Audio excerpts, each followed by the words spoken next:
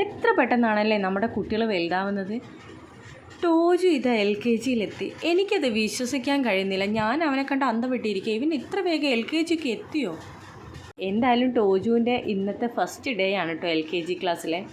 കഴിഞ്ഞ വർഷം play class പോയ അതേ സ്കൂളിൽ തന്നെ ആയതുകൊണ്ട് അവന് പരിചയക്കേടൊന്നുമില്ല. മിസ്സുമാരെയും ഫ്രണ്ട്സിനെയും ഒക്കെ അവന് ഭയങ്കര ഇഷ്ടമാണ്, ഹാപ്പിയാണ്. ഫസ്റ്റ് ഡേ ആയതുകൊണ്ട് തന്നെ പ്രബിയേട്ടനും ഞാനും കൂടെ പോയിട്ടുണ്ടായിരുന്നു. മിസ്സുമാരെല്ലാം അവിടെ വെയിറ്റ് ചെയ്യുന്നുണ്ട്, വെൽക്കം ചെയ്യുന്നുണ്ട്. ഈ ഒരു ഒരു ഫാൻ പോലത്തെ ഈ കറങ്ങുന്ന ഒരു ടോയ് കൊടുത്തിട്ടാണ് അവർ വെൽക്കം ചെയ്യുന്നത്.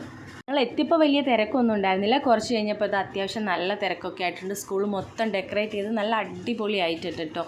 പിന്നെ അവിടെ ചെന്നപ്പോഴാണ് നമുക്ക് പാരൻസിനിട്ടും പണിയുണ്ടെന്ന് മനസ്സിലായത്. പാരൻസിന് കുറേ ആക്ടിവിറ്റീസ് ഉണ്ട്. ഇതുപോലെ തൂക്കിയിട്ട് ഇതിൽ നമ്മളെ കുട്ടിയുടെ ഫോട്ടോ ഉണ്ടാവും. അതിൽ നമ്മൾ അവർക്ക് വേണ്ടി വിഷ് ചെയ്ത് സ്റ്റിക്ക് ചെയ്യണം. പിന്നെ കുട്ടിയുടെ പേരിൻ്റെ ലെറ്റേഴ്സ് നമ്മളൊരു ബോക്സിൽ നിന്ന് എടുക്കണം. എന്നിട്ട് ഇതുപോലെ കോർത്ത് കീ ചെയിൻ ആക്കി ആ കീ ചെയിൻ കൊണ്ടുപോയിട്ട് കുട്ടിയുടെ ബാഗിൽ ഒട്ടിക്കണം. അതെന്തിനാണെന്ന് വെച്ചാൽ എനിക്ക് തോന്നുന്നു അവർക്ക് ബാഗ് മാറിപ്പോകാതിരിക്കാനായിരിക്കും. എല്ലാവർക്കും പുതിയ ബാഗൊക്കെ ആണല്ലോ ഉണ്ടാവുക.